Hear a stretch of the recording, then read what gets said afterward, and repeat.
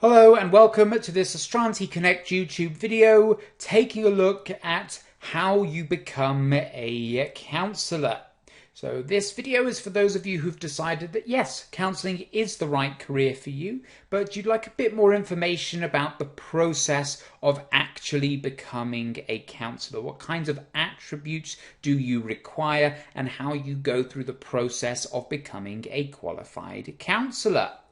And this is actually the second part in a series of videos looking at our ultimate guide to becoming a counsellor or psychotherapist in the UK. If you would like to take a look at the first part, you can find that on the YouTube channel. And in that video, we look at the benefits of a career in counselling and why you might want to become a counsellor. And if you do like this video, please like and subscribe at the bottom of the screen. And at any point, if you want to make a comment, then by all means drop a note in the comments column. I'd be happy to hear from you.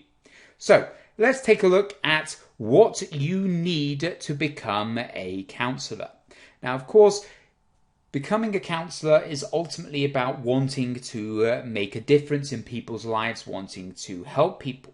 But of course, it does go a bit beyond that. There are quite a few skills and attributes that you will need to build to become a decent counsellor, to become a qualified counsellor.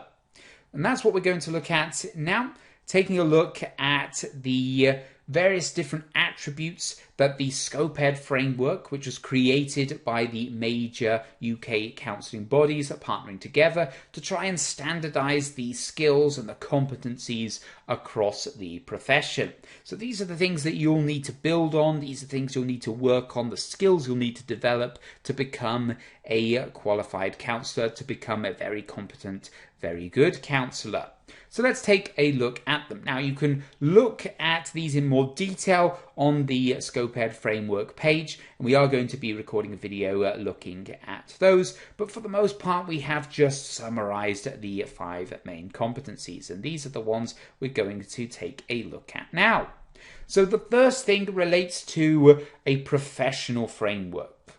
You need to be in a position where you can effectively set legal and ethical boundaries in order to create a safe space for your therapy sessions.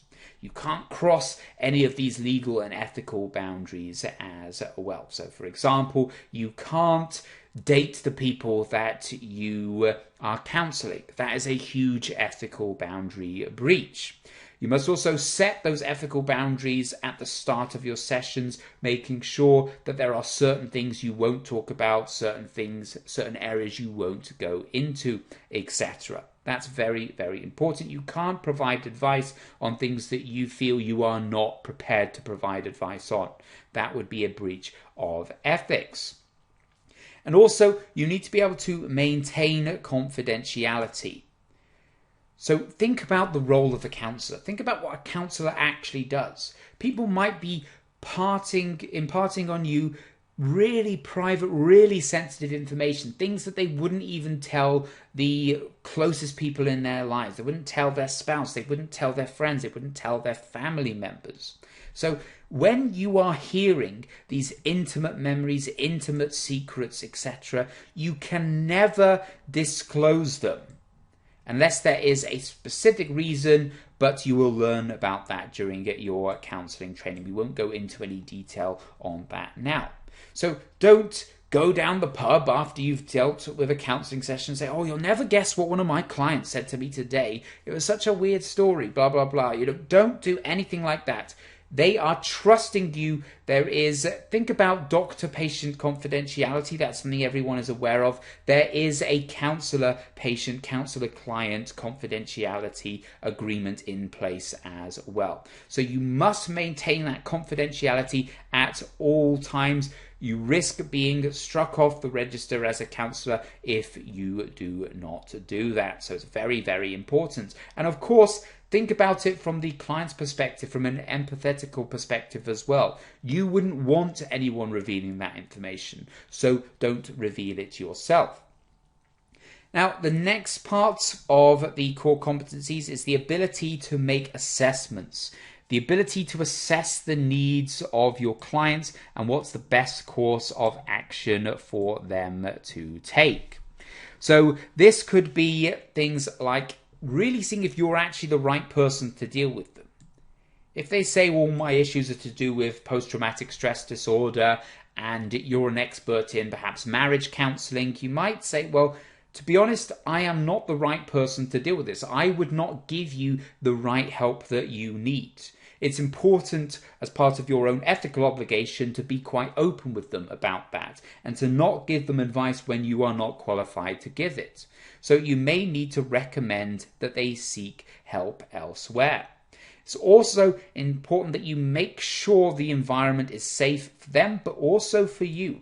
If you realize that this person might be potentially quite volatile, you need to take steps to ensure that it is a safe space for both you and them, and perhaps not to do anything that is going to upset them. You don't want the situation to get out of control.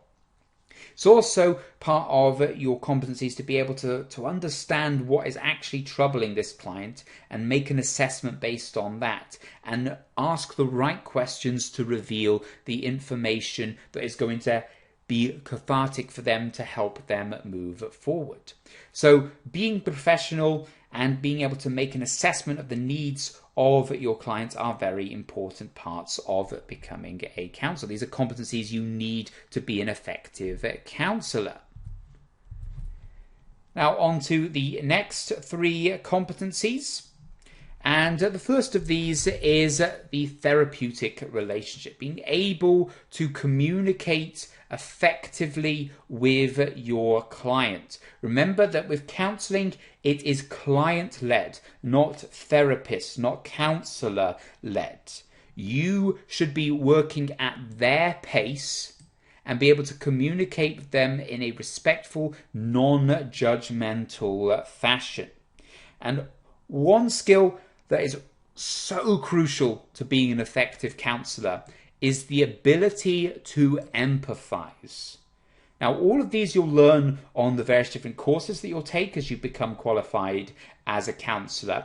But to give a very brief summary over what we mean by empathize is to really understand where the client is coming from, to understand why they feel that way and why they would feel that way.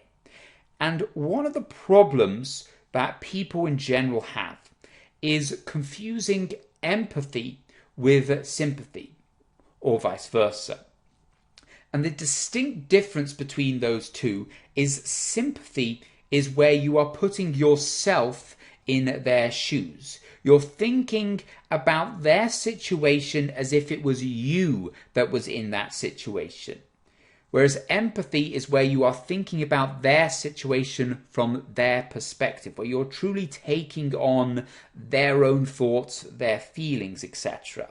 And that's very, very important, because when you sympathize rather than empathize, you're putting your own bias, your own position, your own biological and physiological and psychological makeup into their situation. Now, of course, you might have a very different view. You might think, well, I wouldn't have been troubled by that. But that's not to say that they are wrong for being troubled by that. In fact, they're never wrong for being troubled by that. That's an important distinction as well in counselling, is people aren't wrong to feel the way they feel. They feel the way they feel because they do, and it's your job as a counsellor to work with them on that. So don't think about how you would react in that situation. Think about why they are reacting the way they are reacting in that situation. So that's a very crucial skill to learn.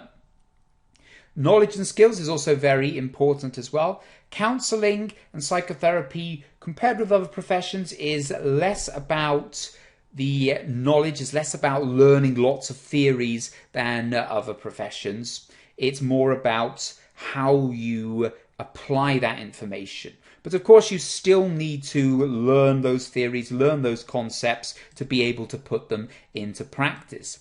And that's why face-to-face practice is so important as part of your courses. If you are looking at various different counselling training providers and you see one that has a lot of home study, it has a lot of reading through textbooks and very minimal practical application, be wary of that. It may not be giving you the skills you need to become a qualified counsellor. And then the final competence of the 5 competences from the Cpcab framework is self-awareness and reflection. You need to be aware of yourself, aware of your own prejudices, your own traumas, your own mannerisms, how you come across to the client, making sure that you modify your behavior as needed, making sure you are not putting your own biases on your judgments, on the things that you talk about with your client. You have to be able to step back. You have to be able to think about things from their perspective. And that's such a crucial part of becoming an experienced qualified counsellor. And also, another thing here is to make sure that you are aware of your own traumas, your own identities as well. Making sure that you understand those and you work with those to make sure that you are in a position where you can help others and you're not being constantly affected by your own traumas. Now, a lot of this will perhaps be something that you don't know whether you have yet. You don't know whether you have those skills. You don't know whether you have that therapeutic relationship building capabilities. You have that self-awareness. And I'm sure a lot of it will be new for you. But that is what the training is for. You don't have to be an expert in self-awareness at this point, because you will learn all of this on your courses. So what other qualifications do you need to become a counsellor? Well, a lot of the qualifications that you need are available. They're available online, they're available on counselling courses, well, they're available at Astranti Connect and lots of other excellent providers as well. And we do have another guide dedicated to counselling qualifications, which will take you through that process. If you do want to look at that, then please follow the link that is in the description to attend this page, and then you can find that link as well. Also, all our information is on the Astranti Connect website. Now, personally, at Astranti Connect, we suggest undertaking the Cpcab Qualifications, and that is an acronym that stands for the Counselling and Psychotherapy Central Awarding Body. And this is the only counselling awarding body, counselling qualification awarding body that is run by counsellors. So everyone that works there, everyone that sets the syllabus, everyone that undertakes the external reviews of courses is themselves a counsellor and an expert in that role and in that field. So if you do decide to take that route, you can take your qualifications up to and including the Cpcab Level 4 Diploma in Therapeutic Counselling, and that is when you become qualified as a counsellor.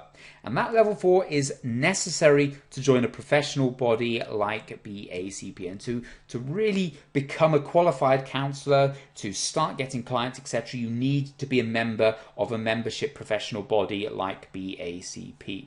So it's very important that whichever course you choose will allow you to become a qualified member with BACP, because otherwise it is not going to help you. If your qualifications are not recognized by BACP, then you will struggle to become a registered counsellor. So always make sure you're choosing the right qualifications.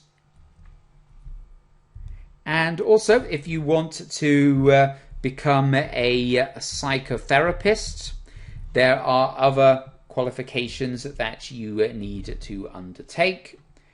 To become a qualified psychotherapist, you first need to qualify as a counsellor, perhaps by undertaking the Cpcab Level 4 Diploma, and then as you progress, to take the higher level qualifications. That could be the Cpcab Level 5 Diploma in Psychotherapeutic Counselling, or the Level 7 qualifications that are provided by the British Council of Psychotherapy or the United Kingdom Council for Psychotherapy, also known as BCP or UKCP respectively. Those are the specialist psychotherapeutic groups, membership groups.